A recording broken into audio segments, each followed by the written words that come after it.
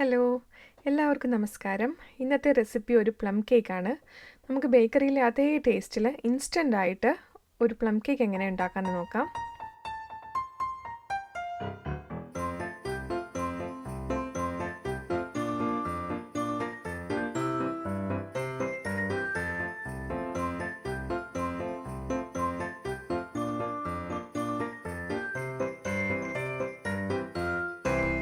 നമുക്ക് ആദ്യം തന്നെ പ്ലം കേക്കിൽ ചേർക്കേണ്ട സ്പൈസസ് ഒന്ന് നമുക്ക് മിക്സ് ചെയ്ത് വയ്ക്കാം. അതിനായിട്ട് ഞാനിവിടെ 1/4 ടീസ്പൂൺ ജാതിക്ക പൊടിച്ചെടുത്തിട്ടുണ്ട്. അപ്പോൾ ജാതിക്ക ഞാനിങ്ങനെ ആ ഗ്രേറ്ററിൽ വെച്ചിട്ട് ഇങ്ങനെ ചുരണ്ടി എടുത്തേക്കുന്ന പൊടിയാണ്. അപ്പോൾ അതിങ്ങനെ എങ്ങനെയായാലും ജാതിക്ക പൊടിച്ചെടുത്താൽ മതി. അപ്പോൾ ഒരു 1/4 ടീസ്പൂൺ ജാതിക്ക പൊടി, പിന്നെ ഒരു 1/4 ടീസ്പൂൺ ഗ്രാമ്പൂടെ പൊടിയും കൂടി എടുത്തിട്ടുണ്ട്. പിന്നെ ഒരു 1/4 ടീസ്പൂണിൽ താഴെ, അതായത് ഒരു 1/4 ടീസ്പൂണിൻ്റെ പകുതിയോളം ഞാൻ സിനമൺ പൗഡർ എടുത്തിട്ടുണ്ട്, കറുവപ്പട്ടയുടെ പൊടി. അപ്പോൾ ഈ 3 സ്പൈസാണ് ഞാനിപ്പോൾ ഉപയോഗിക്കുന്നത്. അപ്പോൾ നിങ്ങൾക്ക് വേണമെന്നുണ്ടെങ്കിൽ കുറച്ച് ജിഞ്ചർ പൊടിയും ഏലക്കാപ്പൊടിയും കൂടി ചേർക്കാം. അപ്പോൾ ഞാനിപ്പോൾ ഇവിടെ ഈ 3 എടുത്തേക്കുന്നത്. അപ്പോൾ ഇത് നന്നായിട്ടൊന്ന് മിക്സ് ചെയ്തിട്ട് നമുക്ക് മാറ്റി വയ്ക്കാം. ഇതിൽ നമ്മൾ ഒരു 1/2 ടീസ്പൂൺ മാത്രമേ ഉപയോഗിക്കുന്നുള്ളൂ. അപ്പോൾ എന്നാലും നമുക്ക് എല്ലാം കൂടെ ചേർത്തിട്ട് 1/2 ടീസ്പൂൺ എടുക്കുന്നതായിരിക്കും എളുപ്പം. ഓരോന്ന് കുറച്ച് എടുക്കുമ്പോൾ ഭയങ്കര ബുദ്ധിമുട്ടായിരിക്കും. അപ്പോൾ നമുക്കിതെല്ലാം മിക്സ് ചെയ്തിട്ട് എല്ലാം കൂടെ ചേർത്ത് നമുക്ക് 1/2 ടീസ്പൂൺ എടുക്കാം. പിന്നെ അപ്പോൾ നമുക്കത് അവിടെ റെഡി ആയിട്ടുണ്ട്. നമുക്ക് അടുത്ത് ഫ്രൂട്ട്സ് വിളയിക്കുന്നതിന് വേണ്ടിയിട്ട് നോക്കാം. ഇതൊരു ഇൻസ്റ്റൻറ്റ് റെസിപ്പി ആയതുകൊണ്ട് നമ്മൾ ഫ്രൂട്ട്സ് നേരത്തെ സോക്ക് ചെയ്ത് വെക്കുന്നൊന്നുമില്ല. അപ്പോൾ ഞാൻ എല്ലാ ഡ്രൈ ഫ്രൂട്ട്സും കൂടെ ഒന്ന് ഓറഞ്ച് ജ്യൂസിൽ വിളയിച്ചെടുക്കുക ചെയ്യുന്നത്. അപ്പോൾ നമുക്കത് എങ്ങനെയാണ് ചെയ്യുന്നതെന്ന് നോക്കാം. അപ്പോൾ പാനിലോട്ട് 1/4 കപ്പ് ഡ്രൈ ഫ്രൂട്ട്സാണ് എടുക്കുന്നത്. അപ്പോൾ ഡ്രൈ ഫ്രൂട്ട്സ് നമുക്ക് നമ്മുടെ ചോയ്സിലെടുക്കാം. ഞാനിവിടെ 1/4 കപ്പ് വീതമാണ് എല്ലാ ഡ്രൈ ഫ്രൂട്ട്സും എടുത്തേക്കുന്നത്. ഞാനിവിടെ 1/4 കപ്പ് ഡ്രൈഡ് പ്ലം എടുത്തിട്ടുണ്ട്. അതേപോലെ candied orange, raisins, candied cherry, dried berries, പിന്നെ 1 ടേബിൾ സ്പൂൺ ഓറഞ്ച് ജാമും എടുത്തിട്ടുണ്ട്. ഓറഞ്ച് ജാമും നമ്മൾ അധികം ആഡ് ചെയ്ത് കൊടുക്കരുത്, കാരണം അതിൽ നല്ലൊരു പുളി ഉണ്ടാവും. അപ്പോൾ 1 ടേബിൾ സ്പൂൺ മതിയാവും. ഇതിനകത്തോട്ട് 1.5 കപ്പ് ഓറഞ്ച് ജ്യൂസാണ് ചേർത്തേക്കുന്നത് ഞാൻ. അപ്പോൾ ഇത് ആൽക്കഹോളൊന്നും ഇല്ലാത്ത റെസിപ്പിയാണ്. 1.5 കപ്പ് ഓറഞ്ച് ജ്യൂസ്, ഫ്രഷ് ഓറഞ്ചിൻ്റെ ജ്യൂസാണ് ഞാനിവിടെ എടുത്തേക്കുന്നത്. ഇപ്പോൾ കടയിൽ നിന്ന് വാങ്ങിക്കുന്ന ഓറഞ്ച് ജ്യൂസ് ആയാലും കുഴപ്പമില്ല. ഇനി നമുക്കിത് നന്നായിട്ടൊന്ന് തിളപ്പിക്കാം. ഇപ്പോൾ ഒന്ന് തിളച്ച് വരുമ്പോൾ നമുക്കിതിനകത്തോട്ട് ഒരു 3 ടേബിൾ സ്പൂൺ പഞ്ചസാര ചേർക്കാം. അപ്പോൾ പഞ്ചസാരയുടെ അളവ് കുറച്ച് കൂടിയും കുറഞ്ഞും ഇരിക്കുക. എന്താ വെച്ചാൽ നമ്മളെടുക്കുന്ന ഓറഞ്ച് ജ്യൂസിന് നല്ല പുളി ഉണ്ടെന്നുണ്ടെങ്കിൽ കുറച്ചുകൂടെ പഞ്ചസാര ചേർക്കാം. ഇപ്പോൾ നല്ല മധുരമുള്ളതാണെങ്കിൽ ഒരു 2 ടേബിൾ സ്പൂണൊക്കെ മതിയാവും. അപ്പം നമ്മൾ ഈ ഡ്രൈ ഫ്രൂട്ട്സ് നമ്മൾ വിളയിച്ച് വരുമ്പോൾ അതിന് പുളി ഉണ്ടാവാൻ പാടില്ല. അപ്പോൾ അത് ശ്രദ്ധിക്കുക, നല്ല മധുരത്തിൽ തന്നെ ഇരിക്കണം. അപ്പോൾ ഇത് നമുക്ക് നന്നായിട്ട് വിളയിച്ചെടുക്കാം. ബേക്കറികളിലൊക്കെ ശരിക്കും ബൾക്കായിട്ട് ഫ്രൂട്ട്സ് ഇങ്ങനെ വിളയിച്ച് വെച്ചിട്ടാണ് അവർ ഉപയോഗിക്കാറ്. അപ്പോൾ ഇത് നമ്മൾ നന്നായിട്ട് കുറച്ച് അധികം പഞ്ചസാര ഇട്ട് വിളയിച്ചെടുക്കുകയാണെങ്കിൽ ഒരുപാട് നാളെ നമ്മൾ ചക്ക വിളയിച്ചതുപോലെയൊക്കെ ഒരുപാട് നാൾ ചീത്താവാതിരിക്കും. അപ്പോൾ നമുക്ക് ആവശ്യത്തിനനുസരിച്ച് ഇടയ്ക്ക് ഉണ്ടാക്കുകയാണെങ്കിൽ അങ്ങനെ യൂസ് ചെയ്യാവുന്നതാണ്. എനിക്ക് വളരെ ഒരു യൂസ്ഫുൾ ആയിട്ടുള്ള ഒരു റെസിപ്പിയാണിത്. അപ്പോൾ ഈ ഓറഞ്ച് ജ്യൂസൊക്കെ കുറേ അങ്ങ് വറ്റിയൊക്കെ തുടങ്ങി എളുപ്പം തന്നെ അടുപ്പത്ത് നിന്ന് വാങ്ങി വയ്ക്കാം. അപ്പോൾ അങ്ങനെ ഓറഞ്ച് ജ്യൂസൊക്കെ കുറേ വറ്റി തുടങ്ങുമ്പോൾ നമുക്ക് അതിനകത്തോട്ട് നമ്മൾ നേരത്തെ മിക്സ് ചെയ്ത് വെച്ചേക്കുന്ന സ്പൈസ് മിക്സിൽ ഒരു 1/4 ടീസ്പൂൺ സ്പൈസ് മിക്സ് ചേർത്ത് കൊടുക്കാം. അപ്പോൾ ഇത് ഞാൻ ഏറ്റവും ലാസ്റ്റാണ് ചേർക്കുന്നത്, ആദ്യമേ ചേർത്തിട്ടില്ല. അപ്പോൾ ഒരു 1/4 ടീസ്പൂൺ സ്പൈസ് മിക്സ് ചേർത്തിട്ട് നമുക്കൊന്നുകൂടെ നന്നായിട്ട് വിളയിച്ചെടുക്കാം. ഇപ്പോൾ ഇതിൻ്റെ വെള്ളമൊക്കെ വറ്റി നന്നായിട്ട് വന്നിട്ടുണ്ട്. അപ്പം നമുക്കിതൊന്ന് മാറ്റി വയ്ക്കാം. അപ്പം നമ്മൾ ഉപയോഗിക്കുമ്പോൾ നമ്മുടെ ഈ ഫ്രൂട്ട് മിക്സ് നല്ല തണുത്തിട്ടുണ്ടാവണം. ചൂടെല്ലാം മാറി നല്ല തണുത്ത ഒരു മിക്സ് ആയിട്ടുണ്ടാവണം. അപ്പോൾ നമുക്കിതൊന്ന് പുറത്ത് വെച്ച് തണുപ്പിച്ചെടുക്കാം.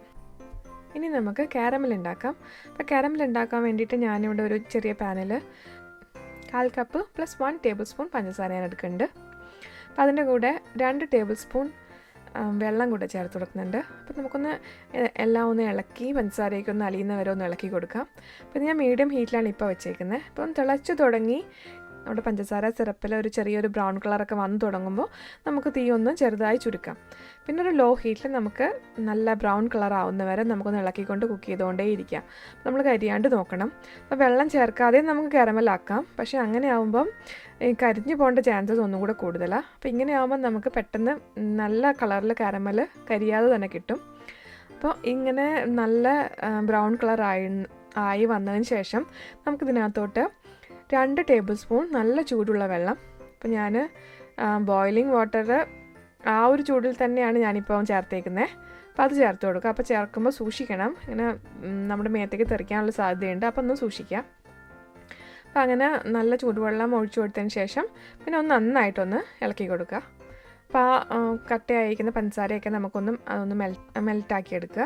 അപ്പോൾ ഇപ്പോൾ എല്ലാ ഷുഗറൊക്കെ നമുക്ക് മെൽറ്റായിട്ടുണ്ട്. ഇനി നമുക്കിത് ഒന്ന് തണുപ്പിക്കാം. കാരമലിന് പകരം നമുക്ക് ബ്രൗൺ ഷുഗർ ഉപയോഗിക്കാം. ബ്രൗൺ ഷുഗർ ആണെങ്കിൽ ഇതേ അളവിൽ ഉപയോഗിച്ചാൽ മതിയാവും. അപ്പോൾ നമ്മൾ ബട്ടറിൻ്റെ കൂടെ പൗഡർ ഷുഗർ ബീറ്റ് ചെയ്യുമ്പോൾ ഇട്ടിട്ട് നമുക്ക് ബീറ്റ് ചെയ്തെടുക്കാം.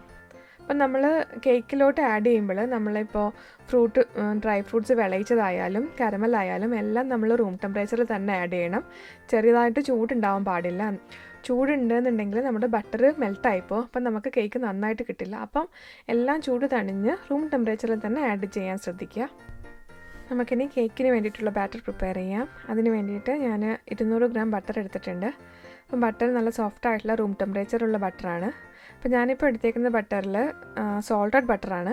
അപ്പോൾ നോർമൽ ബട്ടറാണ് ഉപയോഗിക്കുന്നതെങ്കിൽ അതിന് ഒരു 1/2 ടീസ്പൂൺ ഉപ്പൂടെ ചേർക്കണം. നമുക്ക് ഈ ബട്ടർ നന്നായിട്ടൊന്ന് ബീറ്റ് ചെയ്തെടുക്കാം. അപ്പം ബട്ടർ നന്നായിട്ട് ബീറ്റ് ചെയ്യാൻ വേണ്ടിയിട്ട് ഇലക്ട്രിക് മിക്സറാണ് ഞാനിവിടെ ഉപയോഗിക്കുന്നത്. അപ്പോൾ അതില്ലാന്നുണ്ടെങ്കിൽ നമുക്ക് ഇതേപോലെയുള്ള വിസ്ക് ഉപയോഗിച്ചിട്ട് നമുക്കൊന്ന് നന്നായിട്ട് ബീറ്റ് ചെയ്തെടുക്കാം. വിസ്ക് ഉപയോഗിച്ചാലും നന്നായിട്ട് വരും, പക്ഷേ കൂടുതൽ സമയം നമ്മൾ ബീറ്റ് ചെയ്യണമെന്നേ ഉള്ളൂ. നമുക്കിതൊന്ന് നന്നായിട്ട് ബീറ്റ് ചെയ്തെടുക്കാം. അപ്പോൾ ഞാൻ മീഡിയം സ്പീഡിൽ തന്നെയാണ് ബീറ്റ് ചെയ്യുന്നത്. അപ്പോൾ ബട്ടർ ആദ്യം നമുക്ക് ഒന്ന് സോഫ്റ്റായിട്ട് ബീറ്റ് ചെയ്തെടുക്കാം. അപ്പോൾ നമ്മൾ ബട്ടർ നന്നായിട്ടൊന്ന് ബീറ്റായിട്ടുണ്ട്. ഇനി നമുക്ക് പൗഡർഡ് ഷുഗർ ആഡ് ചെയ്യാം. അപ്പോൾ ഞാനിവിടെ 1 കപ്പ് പൗഡർഡ് ഷുഗറാണ് എടുത്തേക്കുന്നത്. ഇത് ഞാൻ നേരത്തെ ഒന്ന് അരിച്ച് വെച്ചേക്കുന്നതാണ്. നമുക്ക് കുറച്ച് ബാച്ചസ് ആയിട്ട് 1, 2, 3 പ്രാവശ്യമായിട്ട് നമുക്കിത് ആഡ് ചെയ്താം. അപ്പോൾ ഇത് ആഡ് ചെയ്തിട്ട് ഈ പൗഡർഡ് ഷുഗർ നന്നായിട്ട് ബട്ടറുമായിട്ട് മിക്സ് ചെയ്യുന്നവരെ നമുക്ക് ലോ സ്പീഡിൽ മിക്സ് ചെയ്യാം. നന്നായിട്ട് മിക്സ് ചെയ്തതിന് ശേഷം നമുക്ക് ഹൈ സ്പീഡിൽ ഒരു 2-3 മിനിറ്റ് നന്നായിട്ട് ബീറ്റ് ചെയ്തെടുക്കാം. അപ്പം ബീറ്റ് ചെയ്യുന്നതിനിടെ സൈഡിലൊക്കെ ബട്ടറൊക്കെ തെറിച്ച് പോയിട്ടുണ്ട്. അതൊക്കെ ഒരു സ്പാച്ചില വെച്ചിട്ട് നന്നായി തുടച്ചിട്ടിട്ട് നമുക്ക് നന്നായിട്ട് ബീറ്റ് ചെയ്യാം. അപ്പം പഞ്ചസാരയും ഷുഗറും കൂടെ നന്നായിട്ട് ബീറ്റായി വന്നിട്ടുണ്ട്. നമ്മുടെ ബട്ടറും ഷുഗറും കൂടെ നന്നായിട്ട് മിക്സായി വന്നിട്ടുണ്ട്. നല്ല ക്രീമി ടെക്സ്ചർ ആയിട്ടുണ്ട്. നമുക്കിനി ഇതിനകത്തോട്ട് മുട്ട ആഡ് ചെയ്ത് കൊടുക്കാം. ഞാനിവിടെ 4 മുട്ടയാണ് ഉപയോഗിക്കുന്നത്. മുട്ട ആഡ് ചെയ്യുമ്പോൾ ഓരോന്നോരോന്നായിട്ട് ആഡ് ചെയ്യാം. അപ്പോൾ ഒരു മുട്ട ആഡ് ചെയ്ത് നന്നായിട്ടൊന്ന് ബീറ്റ് ചെയ്ത് പിന്നെ അങ്ങനെ അടുത്ത മുട്ട ആഡ് ചെയ്ത് അങ്ങനെ ആഡ് ചെയ്യാം. ഒരുമിച്ച് ആഡ് ചെയ്യരുത്. എന്നിട്ട് നമുക്ക് എല്ലാ മുട്ടയും ആഡ് ചെയ്തതിന് ശേഷം നമുക്ക് നന്നായിട്ടൊന്ന് ഒരു 2-3 മിനിറ്റ് ഒന്ന് ബീറ്റ് ചെയ്തെടുക്കാം. അപ്പം മുട്ട ആഡ് ചെയ്തതിന് ശേഷം ഞാൻ നല്ല ഹൈ സ്പീഡിലാണ് ബീറ്റ് ചെയ്തേക്കുന്നത്. ഇപ്പം മുട്ടയും ബട്ടറും ഷുഗറൊക്കെ ചേർന്നിട്ട് നല്ല ഒരു ഫ്ലഫി ആയിട്ടുള്ളൊരു ടെക്സ്ചർ നമുക്കിപ്പോൾ കിട്ടിയിട്ടുണ്ട്. അപ്പം നമ്മുടെ ബട്ടറും ഷുഗറെല്ലാം നന്നായിട്ട് മിക്സായി വന്നിട്ടുണ്ട്. ഇനി നമുക്കിതിനകത്തോട്ട് വാനില എസൻസ് ചേർത്ത് കൊടുക്കാം. ഞാനിവിടെ 1 ടീസ്പൂൺ വാനില എസൻസ് ആണ് ചേർക്കുന്നത്. അപ്പോൾ ഇതിന് ശേഷം ഒന്നുകൂടെ മിക്സ് ചെയ്ത് കൊടുക്കാം. അപ്പോൾ നന്നായി ബീറ്റ് ആയിട്ടുണ്ട്. അപ്പോൾ ഇനി നമുക്ക് ഓറഞ്ചിൻ്റെ പുറത്തെ തൊലി ചുരണ്ടിയെടുത്ത് ചേർത്ത് കൊടുക്കാം. അപ്പോൾ അത് ഞാൻ 1.5 ടീസ്പൂണാണ് ചേർക്കുന്നത്. അതിൻ്റെ കൂടെ തന്നെ നമ്മൾ നേരത്തെ മിക്സ് ചെയ്ത് വെച്ചേക്കുന്ന സ്പൈസ് മിക്സും കൂടെ ചേർക്കാം. അത് ഒരു 1/4 ടീസ്പൂൺ ചേർത്ത് കൊടുക്കാം നമുക്ക്. ഇതിൻ്റെ കൂടെ തന്നെ നമ്മൾ നേരത്തെ വിളയിച്ച് വെച്ചേക്കുന്ന ഫ്രൂട്ട്സും പിന്നെ കാരമലും കൂടെ ചേർത്ത് നമുക്ക് ലോ സ്പീഡിലൊന്ന് ബീറ്റ് ചെയ്യാം.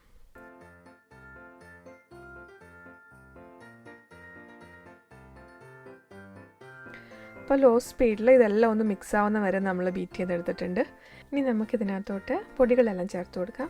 അപ്പോൾ പൊടികളെല്ലാം ഞാനിവിടെ അരിച്ചിട്ടാണ് ചേർക്കുന്നത്. അപ്പോൾ ആദ്യം ഞാൻ മൈദയാണ് എടുക്കുന്നത്. അപ്പോൾ 1 കപ്പ് മൈദ, പിന്നെ 2 ടേബിൾ സ്പൂൺ കോൺഫ്ലവർ, പിന്നെ 1 ടീസ്പൂൺ ബേക്കിംഗ് പൗഡർ. അപ്പം ബേക്കിംഗ് പൗഡറാണ് ഉപയോഗിച്ചിരിക്കുന്നത്, ബേക്കിംഗ് സോഡയല്ല. അപ്പോൾ ഇത് 3 ചേർത്ത് നമുക്കൊന്ന് അരിച്ചെടുക്കാം. നന്നായിട്ട് അരിച്ചെടുത്തിട്ടുണ്ട്.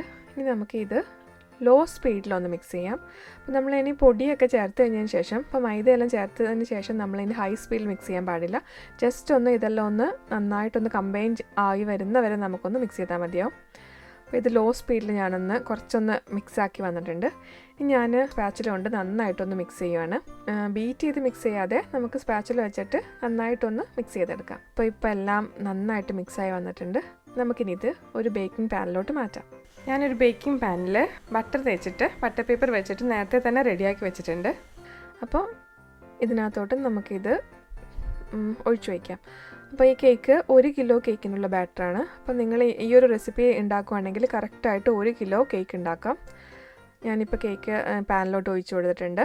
അപ്പോൾ ഇതിൻ്റെ മേലെ നമുക്കിനി കാഷ്യൂ നട്ട് വെച്ചിട്ടൊന്ന് ഡെക്കറേറ്റ് ചെയ്യാം. അപ്പോൾ ഞാൻ അവനിൽ 170 ഡിഗ്രിയിലാണ് ഞാനിപ്പോൾ ബേക്ക് ചെയ്യുന്നത്. 170 ഡിഗ്രിയിൽ ഒരു 55-60 മിനിറ്റ് മതിയാകും. അപ്പോൾ മിഡിൽ റാക്കിൽ വെച്ചിട്ടാണ് ബേക്ക് ചെയ്യുന്നത്. അപ്പോൾ നമ്മൾക്ക് മുകൾ ഭാഗം കരിഞ്ഞു പോകുന്നുണ്ടെന്ന് തോന്നുവാണെങ്കിൽ നമുക്കൊരു അലൂമിനിയം ഫോയിൽ വെച്ചിട്ടൊന്ന് കവർ ചെയ്തിട്ട് ബേക്ക് ചെയ്ത് കൊടുക്കാം.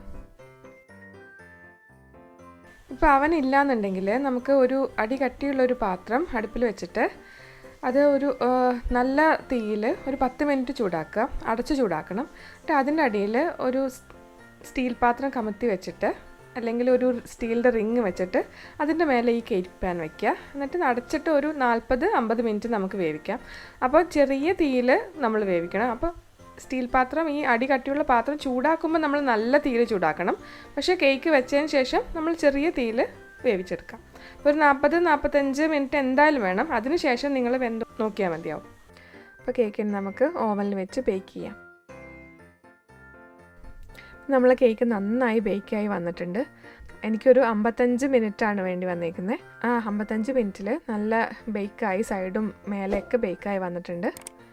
അപ്പോൾ ഇന്നത്തെ റെസിപ്പി എല്ലാവർക്കും ഇഷ്ടപ്പെട്ടു എന്ന് വിചാരിക്കുന്നു. ഇത് ബേക്കറിയിലെ അതേ ടേസ്റ്റിലുള്ളൊരു പ്ലം കേക്ക് റെസിപ്പിയാണ്. നിങ്ങളെല്ലാവരും ട്രൈ ചെയ്ത് നോക്കണം.